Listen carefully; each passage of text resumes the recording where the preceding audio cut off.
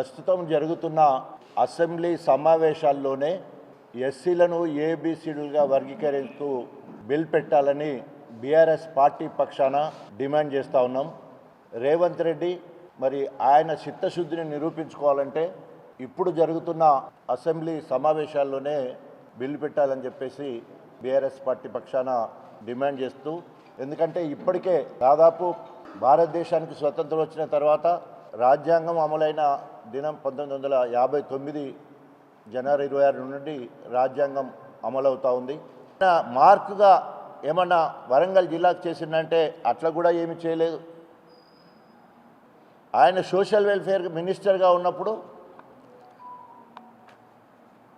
వరంగల్లో ప్రత్యేకంగా మాదిగలను ఒక పక్కనేమో ఎన్కౌంటర్లు, రెండో పక్కనేమో దండోరా ఉద్యమంలో పనిచేసే నాయకులందరి మీద కేసులు పెట్టించి పోలీస్ స్టేషన్లో పాల్చేయడం, మాదిగల ఆత్మగౌరవం కోసం, మాదిగల ఉనికి కోసం, అస్తిత్వం కోసం దండోరాలో పనిచేస్తున్నందుకు కక్షగట్టి మరి ఆనాడు అనేక ఇబ్బందులకు గురి చేయడం జరిగింది.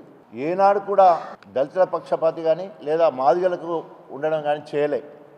మళ్ళీ రెండోసారి బీఆర్ఎస్ ప్రభుత్వంలో ఉప ముఖ్యమంత్రి అయినప్పుడు ఆయన అసలు కులం బయటకు వచ్చి నేను బయన్లా అని చెప్పి మాట్లాడడం జరిగింది. ఇక్కడికి వచ్చి ఇక్కడ కూడా ఉరగబెట్టింది ఏం లేదు దళితుల కోసం. దేవుడు నాకు చిన్న అవకాశం ఇచ్చినా కూడా మాదిగ అస్తిత్వం కోసం, మాదిగ ఉనికి కోసం, ఆత్మగౌరవం కోసం, తెలంగాణ రాష్ట్ర సాధన కోసం అధికార కాంగ్రెస్ పార్టీ ఎమ్మెల్యే పదవికి రాజీనామా చేసి తెలంగాణ జెండా పట్టుకొని మాదిగలు తెలంగాణ ఉద్యమంలో ముందు వరుసలో ఉన్నామని చెప్పే కార్యక్రమం చేసినాం. తెలంగాణ ఏర్పడ్డ తర్వాత తీర్మానం చేయాలంటే, అసెంబ్లీలో తీర్మానం చేయాలంటే కేసీఆర్ గారి ఆశీస్సులతో వారిని ఒప్పించి మెప్పించి ఏకగ్రీవంగా ఎస్సీలను ఏబీసీలుగా వర్గీకరించాలని అసెంబ్లీలో తీర్మానం చేయడం జరిగింది.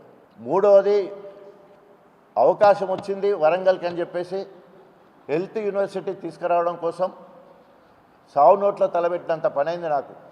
అయినా కూడా కేసీఆర్ గారిని ఒప్పించి చిరస్థాయిగా వరంగల్లో మరి కాళోజీ హెల్త్ యూనివర్సిటీ, కళాక్షేత్రము, కేంద్ర ప్రభుత్వం ద్వారా 150 సూపర్ స్పెషాలిటీ హాస్పిటల్ తీసుకురావడం జరుగుతుంది. అంటే ఈ మాట ఎందుకు చెప్తున్నానంటే, వచ్చిన అవకాశాన్ని మన వ్యక్తిగత ప్రయోజనాలకు కాకుండా జాతి ప్రయోజనాల కోసం, జాతి ఉనికి చాటడం కోసం అనేక కార్యక్రమాలు చేసింది. మరి కడియం సిఆర్ ఏం చేశాడు? 10 సంవత్సరాల బీఆర్ఎస్ ప్రభుత్వంలో ఆయన మూట కట్టుకున్నది నమ్మక ద్రోహి. ఆయన మూట కట్టుకున్న నమ్మక ద్రోహి. ఆయన బిడ్డకు మాత్రం ఎంపీ టికెట్ కోసమే మరి స్వార్థంతో ఆయన రాజకీయాలు చేసిన, కానీ ఏ ఒక్క దళిత బిడ్డకి ఇప్పటివరకు ఏనాడు కూడా చేయలేదు. అంతేకాకుండా ఈరోజు ఆయన నమ్మక ద్రోహానికి బ్రాండ్ అంబాసిడర్గా నమ్మక ద్రోహానికి బ్రాండ్ అంబాసిడర్గా మిగిలిపోయిన పరిస్థితి కనబడతా ఉన్నది. ఇప్పటికైనా చిత్తశుద్ధి ఉండేది ఉంటే మీరందరూ కూడా ఒక్కబడలే అనేది కదా రేవంత్ రెడ్డి, నేను ఒక్కబడి విద్యార్థులమే, ఆయన కంటే నేనే సీనియర్ అని చెప్పేసి ఆనాడు చంద్రబాబు దగ్గర ఉన్నప్పుడు సోషల్ వెల్ఫేర్ మినిస్టర్గా ఉన్నావు, అప్పుడు ఏబీసీలు అయినాయి, అప్పుడు నేను కూడా ఉన్నానని చెప్పేసి డంబికాలు బలుకుతుంటావు. నీకు సిగ్గు శరమున్నా, ఏమాత్రం పౌరుషం ఉన్నా, రేషమున్నా కడియం శ్రేరి, ఇది నీకు చివరి అవకాశం. 74 ఏళ్ళు ఉన్నాయి. ఇప్పటికైనా చేసిన పాపాలన్నీ కడుక్కోవాలంటే దండోరా ఉద్యమంలో నేను కూడా భాగస్వామ్యని నేను చెప్తున్నావు కదా, అది నిజమే అయితే నువ్వు వెంటనే రేవంత్ రెడ్డి ఎంబడి పడతావో ఏం చేస్తావో నాకు తెలియదు. బెదిరిస్తావా, అదిరిస్తావా, జమిడికా ఉంటుంది, బయలులో కొట్టే జమిడికా ఉంటుంది. ఇప్పుడు నేను మాదిగా చెప్పుకోవడానికి గర్వపడతాను.